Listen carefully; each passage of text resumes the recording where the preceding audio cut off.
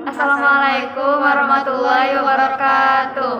Kami dari kelompok 2 akan mempresentasikan cara berpikir sejarah. Cara berpikir sejarah terbagi menjadi 4, yaitu kronologis, periodisasi, diakronis, dan sinkronis.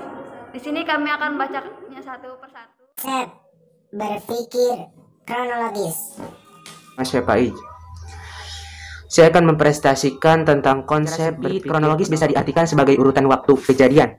Untuk itu, konsep berpikir kronologis menuntut kita untuk bisa berpikir secara runtut, teratur sesuai dengan waktu dan tidak melompat-lompat atau berbalik atau biasa yang disebut dengan anakronologis. Dengan konsep berpikir kronologis, sejarah bisa memberikan gambaran utuh suatu peristiwa sesuai dengan urutan waktu kejadian. Dengan kata lain, kronologis bisa membantu mentransisikan kembali sesuatu peristiwa bersejarah sesuai dengan urutan waktunya. Nah, dalam kehidupan sehari-hari, konsep berpikir kronologis ini sangat dibutuhkan untuk memecahkan masalah. Kalau kamu enggak berpikir secara runtut dan berkesinambungan, tentu saja sendiri, tapi pasti dibarengi dengan peristiwa sebelumnya.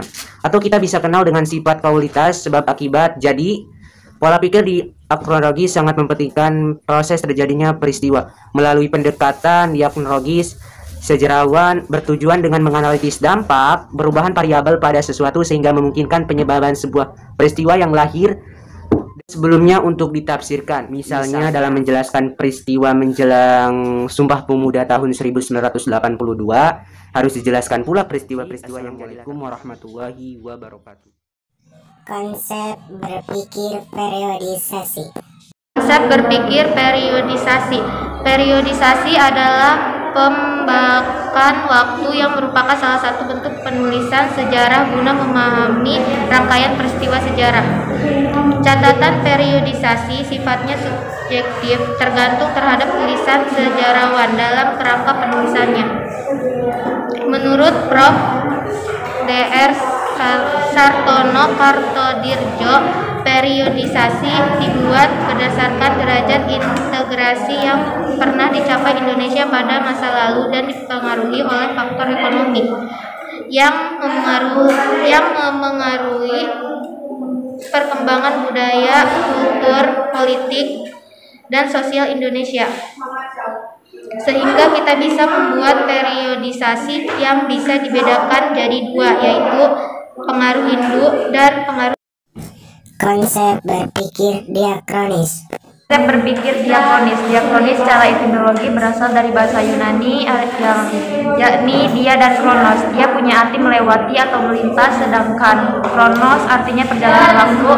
Dengan begitu kita bisa mendefinisikan diakronos sebagai peristiwa yang dalam prosesnya melewati perjalanan waktu karena subjek dalam sejarah berhubungan dengan segala sesuatu dalam sudut pandang waktu.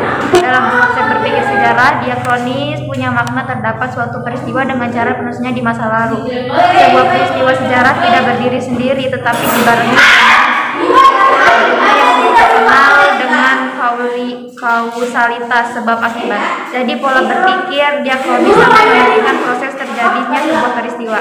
Melalui pendekatan diakronis, sejarawan bertujuan untuk menganalisis dampak perubahan variabel pada sesuatu sehingga memungkinkan penyebab sebuah peristiwa yang lahir dari peristiwa sebelumnya dapat ditafsirkan. Misalnya dalam menjelaskan peristiwa menjelang Sumpah Pemuda Oktober 1928, harus dijelaskan pula peristiwa-peristiwa yang terjadi latar belakangnya. Konsep berpikir sinkronis. Konsep berpikir sinkronis. Konsep berpikir yang satu ini ialah memahami sebuah peristiwa dengan mengabaikan aspek perkembangannya dan lebih memperluas ruang dalam peristiwa tersebut. Cara berpikir sinkronis sangat mempengaruhi kelahiran sejarah baru yang dipengaruhi oleh perkembangan ilmu-ilmu sosial. Pengaruh ini bisa digolongkan dalam 3 jenis, yakni konsep, teori, dan permasalahan. Contoh konsep berpikir sinkronis ialah pada proklamasi kemerdekaan Indonesia 17 Agustus 1945 yang dijelaskan dengan menggunakan aspek sosial, ekonomi, dan politik. Jadi, dalam mempelajari sejarah, konsep berpikir sinkronis lebih meneliti kepada gejala-gejala yang meluas pada ruang, tapi dalam waktu yang terbatas. Thanks for watching. Terima kasih. Sekian dari presentasi kami. Mohon maaf apabila ada kekurangan. Wassalamualaikum warahmatullahi wabarakatuh.